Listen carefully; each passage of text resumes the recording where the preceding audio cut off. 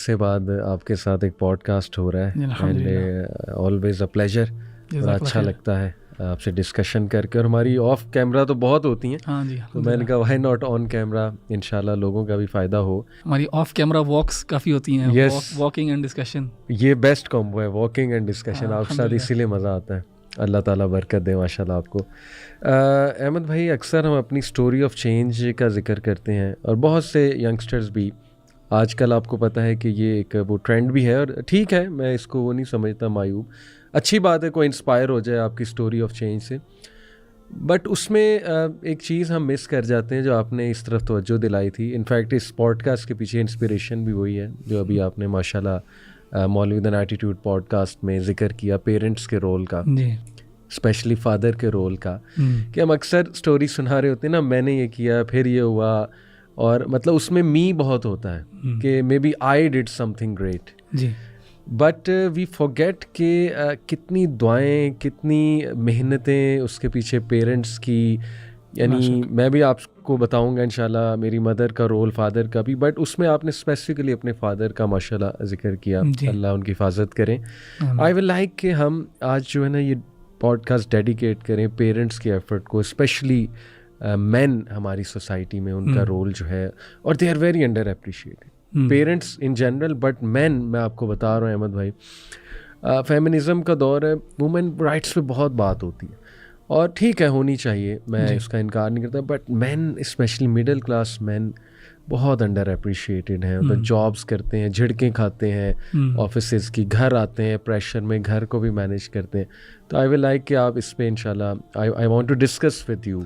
एक तो आप अपने फादर के बारे में माशाल्लाह दोबारा बताइए, और the role of your family in your change, फिर मैं भी इंशाल्लाह शेयर करूँ।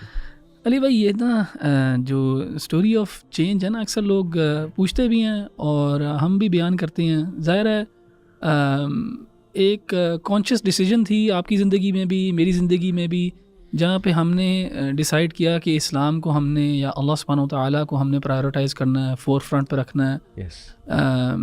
अपनी ज़िंदगी को कुछ हद तक चेंज करना है।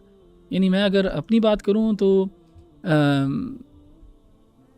2006, 7, 8 वाला अहमद और 2009, 10, 11 वाला, उसमें बहुत ज़्यादा फ़र्क है, बहुत ज़्यादा। यानी मेरी ज़िंदगी में एक चेंज आया बहुत ही, यानी हर लिहाज से। यानी जो मुझे जानते हैं मेरे दोस्त, उनको भी इस चीज़ का पता है कि मेरा उठना बैठना सब कुछ चेंज हो गया। अच्छा, मैं अक्सर ना, आपने भी मेरे से शायद ही कभी सुना होगा कि मैंने कोई स्टोरी ऑफ चेंज के बारे में, अपने बारे में बात की हो। यानी मैं कोशिश करता हूँ कि मैं इसको अपने लिए अवॉइड करूँ, क्योंकि मुझे लगता है कि जब इंसान बात करता है ना अपने बारे में, तो अगर आप बार बार करोगे ना अपने बारे में बात, तो शायद आपके अंदर ना अपने बारे में ही कुछ स्टीरियोटाइप्स जो है ना रीअफर्म होते जाएं। और तो मैं अवॉइड करना चाहता हूँ कि इंसान जो है ना बहुत अपने बारे में बात करे कि मैंने ये किया और मैंने ऐसे किया, और इसके अंदर जो है ना इंसान फिर सब कॉन्शियसली लोगों को एक लिहाज से इम्प्रेस कर रहा होता है अपने से। ऐसे। और हमारा मकसद होना चाहिए कि हम अल्लाह ताला से लोगों को जोड़ें। और उसमें एक और पहलू जो है वो ये होता है कि हम अल्लाह ताला की जो तौफीक है उसको भी थोड़ा सा अंडरमाइन करते हैं, और ख़ास तौर पे जो हमारे वालिदैन ने रोल प्ले किया होता है उसको भी। अब ठीक है, हर किसी के सर्कमस्टांसेस डिफरेंट हैं, सब्जेक्टिव हैं, आपके डिफरेंट हैं, मेरे डिफरेंट हैं, कोई और होंगे उनके डिफरेंट हैं। किसी के वालिदैन ने बहुत ज़्यादा रोल प्ले किया होगा, एक्सप्लिसिट रोल प्ले किया होगा, किसी के वालिदैन ने इम्प्लिसिट रोल प्ले किया होगा। लेकिन जब बच्चा दुनिया में आता है ना, तो जो उसको माहौल मिलता है ना, उसमें सबसे ज़्यादा इन्फ्लुएंस जो है ना वो वालिदैन का होता है कि किस किस्म का माहौल उसको मिलेगा। मैं समझता हूँ कि मुझे जो माहौल मिला ना, उसने बहुत ज़्यादा मुझे फ़ायदा दिया, इन द सेंस कि उसने मेरे अंदर एक ये खुदा खौफी और कुछ रेड लाइंस जो हैं हमारे घर में सेट हुई हुई थी, और सारे वालिदैन सेट करती हैं। कभी कभार वो एक्सप्लिसिटली स्टेट होती हैं, कभी कभार इम्प्लिसिटली आपको पता होता है कि यार ये काम मैं नहीं कर सकता, ये काम जो है मेरे वालिदैन को बर्दाश्त नहीं होगा, और फिर वो ख़ुद भी मिसाल बनती हैं। तो वो सब चीज़ों ने मेरे ऊपर एक रोल प्ले किया। पहले तो अल्लाह ताला की तरफ से, इसमें तो कोई शक नहीं है कि अल्लाह इंसान के दिल में क्या डालता है, क्या नहीं डालता, किस किस्म का माहौल देता है। लेकिन वालिदैन वाकई में आपकी बात ठीक है कि वालिदैन जो हैं वो अंडर अप्रिशिएटेड हैं और हम लोग कभी कभार जो है उनको वो वाला क्रेडिट नहीं देते जो उनको ड्यू होता है। और आप देखें कि अल्लाह ताला ने, जब मैं स्टोरी ऑफ चेंज के बारे में बात करता हूँ तो मैं चाहता हूँ कि मैं अल्लाह ताला को सबसे पहले रखूँ, उसके बाद वालिदैन को। और आप देखेंगे अल्लाह ताला ने कुरान में भी ऐसे ही किया है कि अल्लाह ताला ने अपने आप को सबसे पहले रखा है और फिर वालिदैन के बारे में कहा है कि इनके साथ हुस्न सलूक। तो आई थिंक हमें भी ना इस चीज़ को अप्रिशिएट करना चाहिए डीप सेंस के अंदर। सुभान अल्लाह। मैं भी अहमद भाई अपनी लाइफ देखूं तो 2007 में कॉन्शियस डिसीजन जो आपने कहा ना वो लिया कि now I get really need to get serious. But उससे पहले की लाइफ अगर हम देखें ना तो मेरी वालदा का वालिद दोनों का रोल है। एक तो वो माशाल्लाह कुछ रूल्स डिफ़ाइन करने में, घर का माहौल, फिर मस्जिद की तरफ तरगीब दिलाने में, फिर वैसे भी कैरेक्टर बिल्डिंग में। मुझे अभी तक याद है ए लेवल्स में मैं बहुत ज़्यादा कुछ आप कह लें ऐसे डेंजर में था कि I could have gone to a very wrong side. तो मेरी वालदा, मुझे याद है, हालांकि मुझे ये बात नहीं पता थी, ये तो बाद में मुझे बात एहसास हुआ कि ये होता था। वो मेरे टीचर्स के पास जाती थी विदाउट टेलिंग मी, क्योंकि उस टाइम पता लगता तो मैं गुस्से होता कि आप क्यों गई, और उन्हें जाकर कहती थी कि ये इसमें बड़ा पोटेंशियल है, ये इंटेलिजेंट है, ज़हीन है, लेकिन बस आप माइंड ना कीजिएगा, थोड़ी शरारतें ये वो, तो आप इसका ख्याल रखें। इस तरह की बातें मुझे बाद में टीचर्स ने बताई। सुभान अल्लाह, जब मेरा एडमिशन हो गया GIK में कि ये तो तुम्हारी वालदा की दुआएं हैं, इस तरह वो तुम्हारे लिए दुआ करती थी, आती थी, तो शी एंश्योर्ड कि ना उनको भी जा कहना कि इसको इनकरेज किया करें, इसको जो है ना वो ख्याल रखा करें। तो अब देखें, ये सुनने में छोटी चीज़ है लेकिन इतनी बड़ी चीज़ है, सुभान अल्लाह। और मुझे याद है वो टीचर्स ना फिर मुझे इनकरेज करने लग गए, वो मुझे कहने लग गए एकदम से कि यार ये प्रॉब्लम तुमने बड़ी अच्छी सॉल्व की, अच्छा मैं जो सवाल का जवाब दूं उस पर स्पेशल एप्रिसिएशन, एनकरेजिंग हो गए थे, एनकरेजिंग हो गए। और मैं समझूं पता नहीं मेरा कोई कमाल है, लेकिन उसके पीछे जो हिडन एक वो सुभान अल्लाह वालदा जा रही हैं। अभी भी कभी मेरे पास कुछ वालदैन आते हैं ना, स्पेशली मदर्स, और इसी तरह कहती हैं कि सर आप प्लीज़, ये हमारा बच्चा आता है आपकी क्लास में तो इसको स्पेशल ज़रा आप यूँ इनकरेज करें। सुभान अल्लाह, मुझे वो टाइम याद आता है और मुझे हैरानगी होती है उन बच्चों पे कि वो अभी भी तंग कर रहे हैं वालिदैन को, अभी भी कहते हैं कि आपने हमारे लिए किया क्या है, और ज़बरदस्ती कि आपने हमें ये नहीं दिया वो नहीं दिया। सुभान अल्लाह। तो इफ़ आई लुक बैक, वाकई ही एक तो अनकॉन्शियस रोल बहुत है वालिदैन का। जैसे वालिद माशाल्लाह उनका घर पे टाइम आना, टाइम पे घर आना, फिर हमारे साथ खाना खाना, ये सब्लिमिनल मैसेजेस होते हैं ना कि फैमिली इज़ इम्पॉर्टेंट और फैमिली को टाइम देना है। फिर माशाल्लाह एक डिसिप्लिन का माहौल मेंटेन करना। तो यू आर एब्सोल्युटली राइट कि ये चीज़ें हम इग्नोर कर रहे होते हैं कि ये कतरा कतरा कतरा कतरा वो चीज़ डल रही होती है। और उसके बाद फिर अल्लाह की तरफ से एक वो एवरीवन हैज़ देयर टाइम, एक अल्लाह की तरफ से आता है और फिर ये होता है। तो आप भी कुछ ये जो अपनी वालदा की बात बताई ना, जी जी, देखें कितना सिंसियर लव होता है पेरेंट्स का बच्चों के साथ, यानी और बच्चों को भी ये रियलाइज़ करना चाहिए, ख़ास तौर पे अपने टीन एज ईयर्स के अंदर, जहाँ पे इस चीज़ को सबसे ज़्यादा आई थिंक बच्चे जो है ना वो एक्सप्लॉयट करते हैं इस लव को और अंडरमाइन करते हैं अपनी हरकतों से।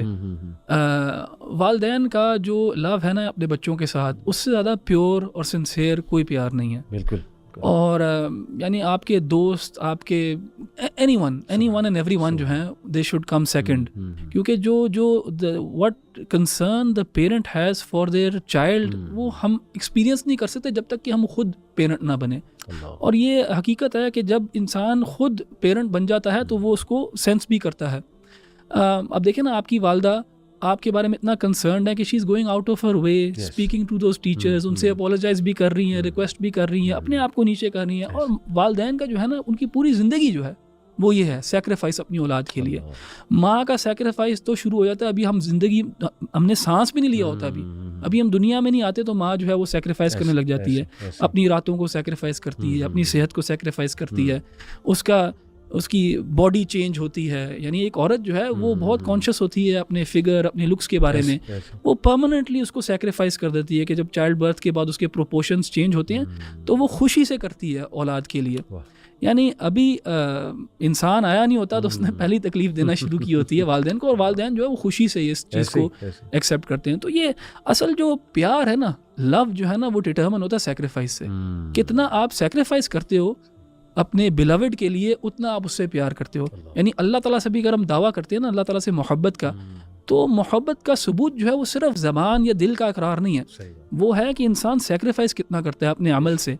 और आप देखिए इंसान का बच्चा जो है वो सबसे वनरेबल है मैमल्स में से। बाकी आप जितने मैमल देखें वो भी पैदा होता है तो उसके बाद उसने भागना होता है कि वो शेर ना आके पकड़ ले तो वो भागने शुरू कर देती हैं। इंसान का बच्चा आप सोचें कि 2 साल तक वो कुछ भी नहीं कर सकता, कुछ भी नहीं कर सकता। यानी अल्लाह ताला ने इंसान को इतना वनरेबल रखा है एक स्टेज के ऊपर, यानी उसी से हमें ह्यूमिलिटी आ जानी चाहिए।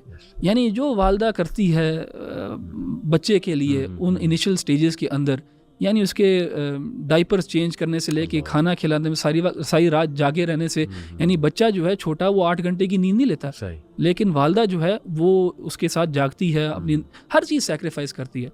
और तब से लेके जब तक वो बूढ़ी नहीं हो जाती ना, तब तक उसकी फीलिंग्स अपने बच्चे के लिए वही रहते हैं। तो हमारा भी एक रेसिप्रोकल अंदाज होना चाहिए ना लव के साथ, इवन दो हम वो कर भी नहीं सकते, वल्लाही हम वो नहीं कर सकते, क्योंकि अल्लाह ताला ने नेचुरली ख़ास तौर पे वालदा के अंदर जो है ना ये एक सेक्रीफाइस का जज्बा रखा है, हम नहीं कर सकते। मुझे एक रिवायत याद आई, उमर इब्न ख़त्ताब ने एक बंदे को देखा, एक यमनी को, उसने अपनी वालदा को अपने कंधों पे बैठा के उसको तवाफ़ करवाया, 7 चक्कर लगाए उसने उसको कंधों पे उठा के। तो जब पूछा गया कि क्या इसने अपनी वालदा का हक अदा किया है, तो उससे कहा गया कि बिल्कुल भी नहीं, हरगिज़ नहीं। यानी तो हमारा जो रिलेशनशिप है ना अपने पेरेंट्स के साथ, वो रेसिप्रोकल होना चाहिए। यानी बच्चों की पूरी कोशिश होनी चाहिए कि वो ना रेसिप्रोकेट कर सके उनका लव। और देखें अली भाई, मैं ना the stage where I am at in life ना अभी, यानी ऑलमोस्ट 40 ईयर ओल्ड, तो अब मैं क्योंकि ख़ुद भी औलाद वाला हूँ, तो एक जो पर्सपेक्टिव है ना वो बिल्कुल चेंज हो जाता है इंसान का। यानी अल्लाह ताला ने कुरान में कहा कि बलग़ 40 सना के बारे में, 40 साल के बारे में कहा कि इंसान जो ना दुआ करता है, रब्बी औज़िअनी अन अश्कुर निअमतक अल्लती अनअमत अलैया व अला वालिदै, कि वो अपने लिए दुआ करता है कि मैं शुक्र अदा, मुझे तौफीक दे कि मैं शुक्र तेरा अदा कर सकूं उन नेमतों का जो तूने मेरे ऊपर अता की और मेरे वालिदैन के ऊपर। वह अस्लिह ली फ़ी ज़ुर्रियती, आगे आता है कि और मेरी औलाद की भी इस्लाह करे, मेरी औलाद की भी तू इस्लाह कर, या मुझे तौफीक दे कि मैं अपनी औलाद की इस्लाह कर सकूं। तो यानी एक स्टेज आती है इंसान की ज़िंदगी के अंदर कि जब वो ज़ाहिर है वो ख़ुद भी किसी की औलाद में से होता है और फिर उसकी अपनी भी औलाद होती है। तो जब आपकी अपनी औलाद होती है ना, आपको तब पता होता है कि यार मैं इनके लिए क्या फ़ील करता हूँ। और यही फीलिंग्स मेरे पेरेंट्स मेरे लिए लगते थे, और उन्होंने अपने आप को बिल्कुल काटा। जैसे मैंने सेक्रीफाइस की बात की, वालदा की सेक्रीफाइस, एक वालिद की भी सेक्रीफाइस, जो वालिद करता है औलाद के लिए, जिस तरह वो अपना सीना काटता है, जिस तरह वो खून पसीना अलग करता है, यानी इसकी मिसाल नहीं है कहीं पे। और वालिद जितना स्ट्रेस बर्दाश्त कर रहा होता है ना अहमद भाई, एक तो जॉब का वो अलग स्ट्रेस है, फिर उसने घर के सारे स्ट्रेसेस उठाने हैं, क्योंकि वालदा भी वालिद से ही शेयर करती हैं। एक तो बच्चों के बिहेवियरल इश्यूज़ हो गए, फिर कोई वैसे कोई ज़िंदगी का सीरियस इशू चल रहा है, फिर कोई प्रॉब्लम आ गया बच्चों की लाइफ में, दे मेस्ड अप, और उन्होंने अपने आप को किसी प्रॉब्लम में इन्वॉल्व कर दी। मुझे याद है, अब ज़्यादा पर्सनल बातें ज़ाहिर में बता नहीं सकता, मुनासिब नहीं है, लेकिन वैन एवर मुझे जहाँ तक याद आता है, जब भी I was in a serious trouble of any sort, like behavioural issue और एनीथिंग, कंप्लेंट, यूनिवर्सिटी का कोई इशू, आप यकीन करें कि माय फादर, हालांकि मेरी यूनिवर्सिटी में, हम फैसलाबाद तब रहते थे, वहाँ पे सेटल्ड थे, अब्बू की जॉब वहाँ थी, तो वो all the way from Faisalabad to GIK, it is 8 to 9 hours travel. और पिंडी से तब जो है ना वो मोटरवे नहीं थी GIK तक, 2006-07 की बात कर रहा हूँ मैं, और वो सिर्फ वो वैन चलती थी, 60 रुपये उसका रेंट होता था, मुझे अभी तक याद है। आपके तो भाई भी पड़े हुए हैं, जी। आपको तो पता होगा। तो वो उसमें बैठ के, सुभान अल्लाह, इट इज़ अनइमेजिनेबल कि एक बंदा, एक छोटा सा मसला, यानी ऐसा कोई बड़ा मसला नहीं है। मुझे जैसे याद है कि एक बार मैं बीमार हो गया, मेरा मेडिकल सेंटर में इलाज वहाँ हुआ, लेकिन मुझे हीलिंग नहीं मिली। All the way my father came, और वो मुझे लेकर गए वापस, जस्ट इसलिए आए कि मुझे लेकर जाएँ, हालांकि आई could have come with someone else. अब ये चीज़ें उस वक्त हमें लगता था यार ये क्या, ये भी कोई चीज़ है, बट वही आपने बात की कि जब हम खुद बच्चों वाले होते हैं, फिर सुभान अल्लाह हम ये चीज़ें नोट करते हैं, everything they did for us has added up something to us 100%. तो इसी तरह वालदा का सुभान अल्लाह, वो तो एक अलग ही स्टोरी है कि किस तरह हिडन उन्होंने जा के किस तरीके से, फिर दुआएं, वो एक अलग स्टोरी है कि पता नहीं दुआएं उन्होंने कहाँ की हैं, क्या की हैं, क्या विजन बनाया हमारे लिए सुभान अल्लाह। तो बाकी यार आजकल मैं देखता हूँ ना, लोग हर एक को क्रेडिट दे देते हैं, लेकिन वालिद को, वालदा को, और बड़ी कंप्लेंट्स हैं। अहमद भाई आज की जनरेशन जो है ना, मैं हैरान होता है यार, इतने सख्त जुमले कि I hate my mother, I hate my father, मेरे फादर ने मेरे लिए कुछ किया नहीं है, ऐसी शिकायतें मुंह पर, और छोटी बातों में कि मेरे अब्बू टॉक्सिक हैं, मतलब वो इस तरह की बातें करते हैं, डांट डपट करते हैं, ये वो। मुझे बहुत दुख होता है कि इतने हार्श जुमले, व्हाट हैज़ हैपेंड, ऐसा क्या हुआ है कि इस तरह, और दे फॉरगेट एवरीथिंग कि मेरी फ़ी कौन दे रहा है, मेरे लिए सेक्रीफाइस कौन कर रहा है, मेरे ज़िद को कौन बर्दाश्त कर रहा है, मेरी शरारतों का। आपने भी जिक्र किया था ना कि यू आर वेरी, आपकी भी शिकायतें बड़ी